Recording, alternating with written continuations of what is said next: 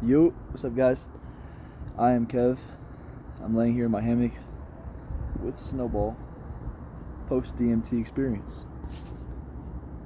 And I just want to give you guys a little rundown of kind of what went down. But basically, I knew I was going to do it today. And I had this idea to make this YouTube video of myself doing the DMT. And I took like a mile hike out in the mountains. Found a spot after many failed trials, sitting in different spots that were not comfortable at all. They sucked. And I know that the setting is very important for a trip, so I kept on walking, and I found this spot with this nice stone overlooking this view. And this guy ran past me right as I started recording the video. I gave a little intro, and I was like, all right, time to do it. I started meditating, and this guy runs past me. And after that, I already had a feeling this was not the time. I did one big rip. It's out of a pen, but a very strong pen. It burns hot. I think it's got a good coil in it. And one big rip, blew it out. Instantly, it's like I was peeking mushrooms.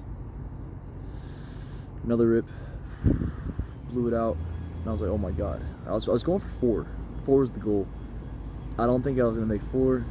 I laid back, and then like I started pondering about what I was doing. I got really scared actually, because like it kind of made my tongue burn a little, and I was like, what am I doing here? Why am I making this video? And it felt really wrong at the time. Right? It's like there's a guy around here, there's bugs biting me, I'm hot, and basically DMT told me like, I felt like it was speaking to me in the sense that it didn't want me to do this for a stupid video. Oh, do the DMT to make some video about some guy smoking DMT. It was wrong. My intentions were wrong. And I kind of sat back, opened my eyes. I have the video still. Open my eyes, look around a little, rip it again, fall back. And after that, there's a point where in the video I should sit up, look at the camera, and I turn it off. I was like, this is dumb. This is really dumb. This is for me, not for anybody else. And I have a friend who I told I was going to do this to. His name's Daniel, great guy. And after it wore off, everything was very real. Reality looked very real. And I called Daniel and I explained to him what just happened as I walked back home to my trailer where I live, my abode. And once I got here, I spent about 30 minutes, 40 minutes deciding if I wanted to actually try to blast off. Because I didn't really blast off that time. Something was holding me back. It wasn't the right time. And I was like, do I really want to blast off? And after a lot of meditation, I decided I did. So I ripped the pen, one big rip. He's watching on video call, by the way. I wanted someone there, even if he couldn't be a physical trip sitter, because I just moved here from Florida to Colorado. So he couldn't be there with me, but I wanted his presence there. I wanted him there in spirit. And the airplane with the chemtrail. And I take a second rip, and then I'm like, oh my God, like it starts kicking in strong. I lay back down, and then I feel it for about 30 seconds probably, I would imagine. And like everything in my room starts getting really vivid, and then I take a third rip, and I look at him as the third rip goes, and I can see he's like a fucking cartoon. He's not like a real guy. And but I know it's Daniel, of course. And then I fall back, and I just remember thinking like, I'm nervous. There's definitely nerves, but this weird welcoming. And there's an AC in my unit, in my trailer, that's pretty powerful. And the buzzing from the AC started to become this hum, and the hum started to intensify. And of course, at this point, my eyes were closed because the visuals of real life were beyond, I guess, I don't know, comprehension. I just didn't care to even see him, I guess. And I closed my eyes, and you can't really take this stuff back with you. But there's a lot of colors, a lot of shapes. Some people say that it's stuff that's like alien colors and shapes. And I think that might be people that have a more linear imagination. And for me, it was stuff that I could imagine. It's just very vivid, very powerful. This is right afterwards that I'm recording this. And all of a sudden, I realized that like the fear of blasting off was gone because I'm no longer in my body. I'm just in this realm, witnessing just this place. And I remember instantly knowing that it was familiar, and that to me it felt like the consciousness of being in a dream. Like, it did not feel like a weird, strange place, and it also didn't feel like a place I couldn't recognize. I felt like I was in a dream, like a lucid dream, and you could say there was entities. They weren't distinct individual entities. It was more like I was surrounded by this presence of being. There was definitely something there, and very welcoming, very playful.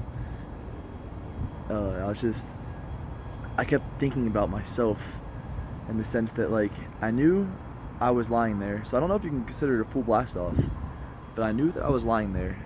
I did not feel like I was in my body.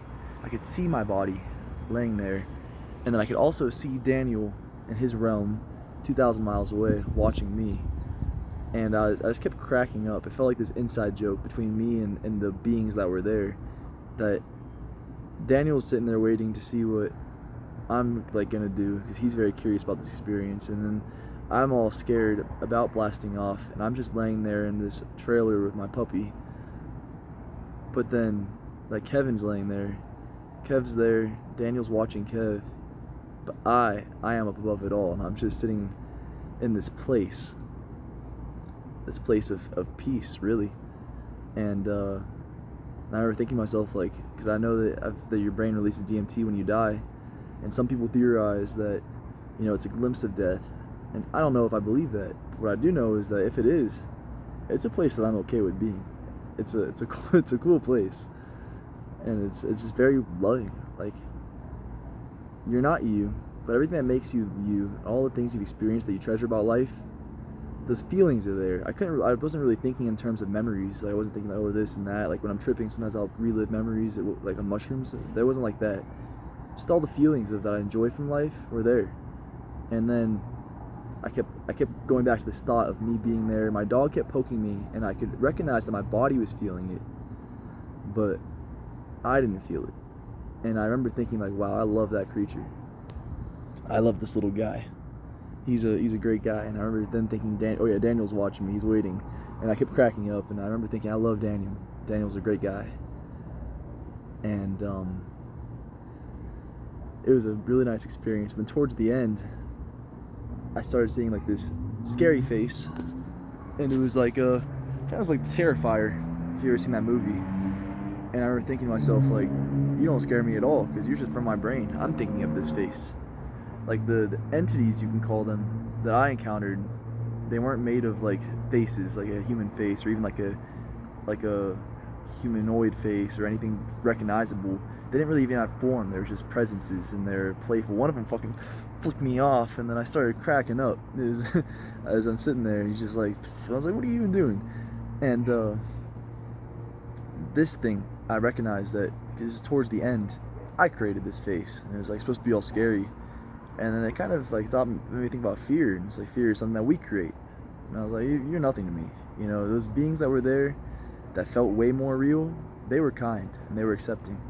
But this, okay, you know, this is something I'm creating. And then I thought about shadow creatures, and I've had a experience before in my life that if you're curious about, I can make a video describing, where I've had a sleep paralysis with these shadow beings, and they fucking, I'm not gonna lie, they terrify me. Sometimes I get scared that they'll come back. And this time I realized that the shadow beings, you know, the reason they manifest as shadow beings is because they're your shadow, as in the Carl Jung sense. You know, it's all your fear. That's why it's a shadow. That's why it has no form, because something that you can't see. It's all the things that you're scared of that's unknown. That's the shadow being. And I had no fear of that either. I remember thinking that there's nothing to be scared of, because everything that's scary is already here. Everything's already here. I'm here. Oh yeah, I'm here. And then I started coming back. I sat up, looked over at Daniel. He's just watching very intensely, and I laughed. Sat back down. I thought to myself, like, I don't want to leave. Like, I'm okay with being back in the real world. I love the real world. This is a home base. This is reality. It was like, yeah, like, you guys are cool, man. I don't really want to leave. And at the same time, I knew that it wasn't a place that I'm banished from, and I knew I can go back. And I was like, all right, I guess it's time to wake up and tell Daniel, because he's been waiting so eagerly. Oh, okay, I know, buddy. I know. he's been waiting so eagerly to hear about this experience, and that was my motivation to kind of come back. And I really remember thinking, like, while I was laughing about knowing that my body was down there and Daniel's being was watching my body, I wanted to tell him why I was laughing, but it would have ruined the joke between me and these entities that were up there. It would have ruined the joke, so I couldn't speak if I wanted to. Honestly, I couldn't even go back into my body yet. I was still up there. And then once I did get up, that was my motivation. It's like, all right, now I can tell him. Now he can know why I'm laughing. And I guess it doesn't even probably sound that funny when you're hearing it from me, but like, it was hilarious to me at the time. You know, I thought it was fucking great. And yeah, so then I just kind of sat up and told him what I experienced, and then I was like, wait, Daniel, before I forget any of this stuff, I want to record it. You know, even because then I don't want to post the video that I took the first time, because it was private. I realized that DMT is not meant to be exposed that way, and maybe some people feel comfortable doing so, but I didn't feel like it wanted to be seen in that sense. It's a personal experience, and so like I do want this video though. I'm okay sharing the rundown, because now it's after the fact. Anyways, if anybody is scared of trying DMT or worried about it, it's just my experience, and everyone's is probably going to be really different. And I can't tell you you're going to have a good time or bad time. It's just a time. It's a time, and it's a shift in reality, and it's something new to experience. And at the same time, I'm back that I'm here. I'm happy that I am back here in this world. It is a beautiful world. I mean, look at that.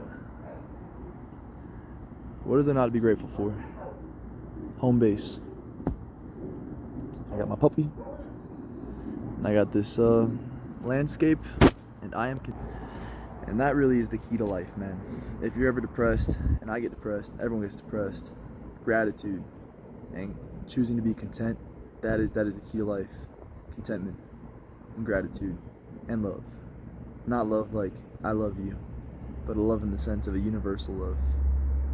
A love in the sense of a love that really only comes from a true appreciation of being, and of getting to experience and share this being with the other split forms of yourself that are the humans around you, that all are completely unique because they've been through completely individual, personal things that you can never really comprehend, because you're just you, and you've only been through what you've been through.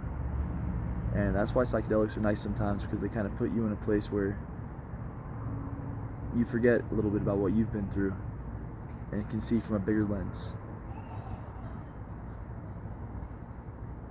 Yeah.